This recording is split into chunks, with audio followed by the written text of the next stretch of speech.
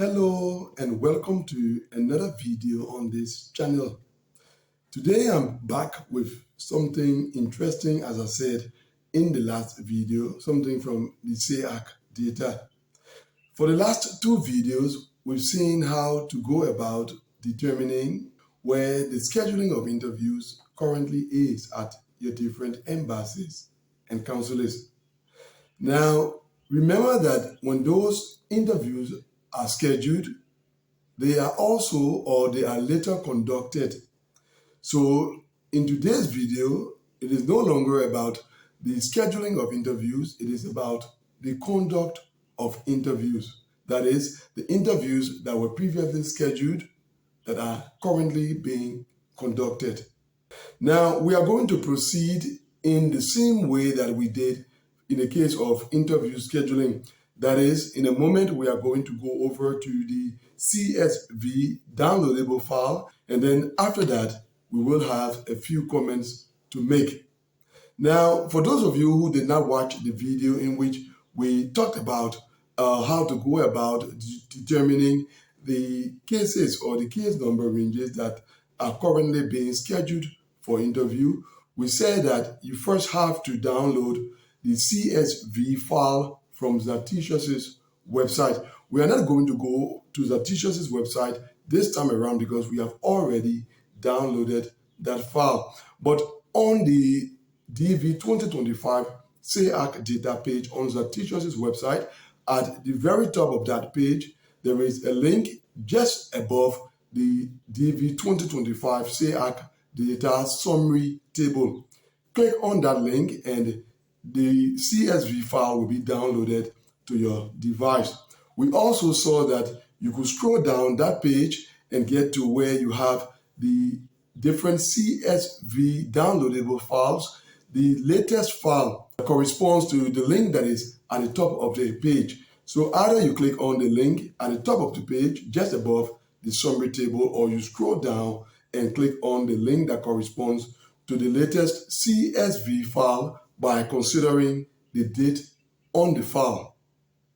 So once you click on that link and download the file to your device, we said you should open that file. And when you open the file, this is what you are going to have.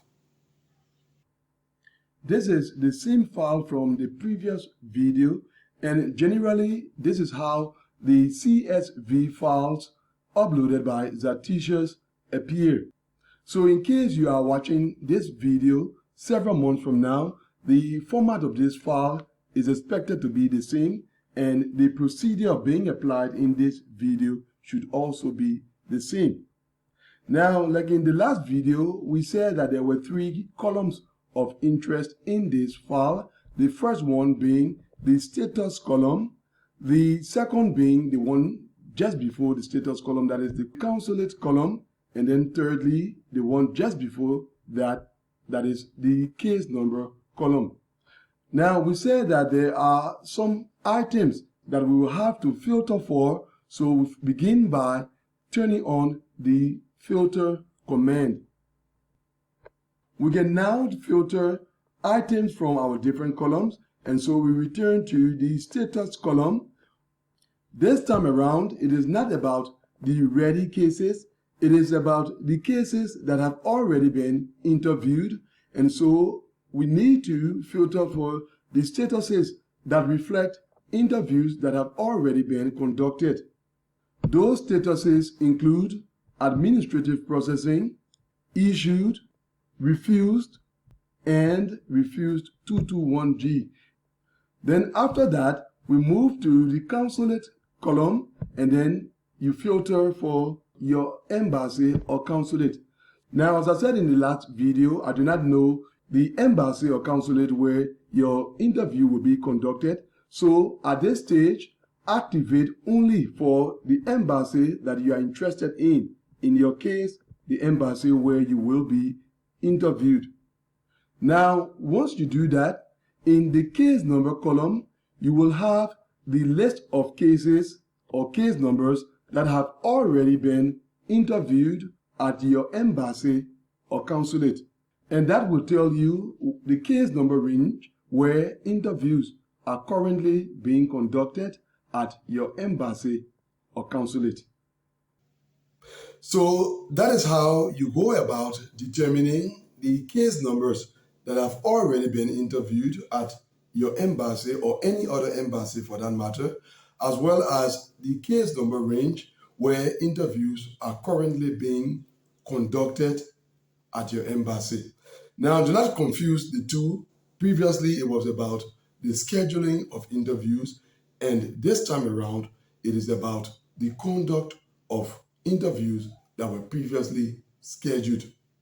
Now, for the same reasons that are mentioned in the video about interview scheduling, that is, there are those of you who do not have devices that allow the downloading of the CSV file.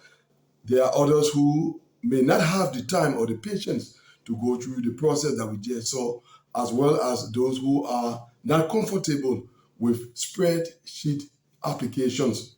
Because of all of those reasons, I'm going to present a weekly report telling you where the conduct of interviews currently is at your embassy, or the case number range where interviews are currently being conducted at your embassy. I hope to do that on a weekly basis, as I'm going to do in the case of the scheduling of interviews. Now, next week, I'm going to identify the day on which each of these reports will be published so that you guys can look forward to the report that you are interested in on that specific day.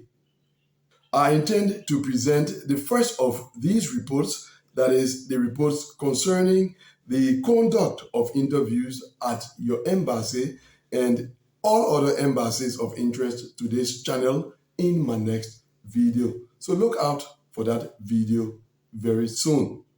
Now, before we get to the end of this video, to those of you guys who are not aware, I have the pleasure to share with you that I offer services relating to the diversity visa program. So just in case you are in need of any kind of service relating to the diversity visa program, then look just below this video. The link leading to Mangaren's platform is there. Click on it and make use of the tools on the platform to acquire more information concerning my services or to sign up in case you are already aware. So that is it for today. Thanks for watching this video. See you very soon, God willing, in the next one.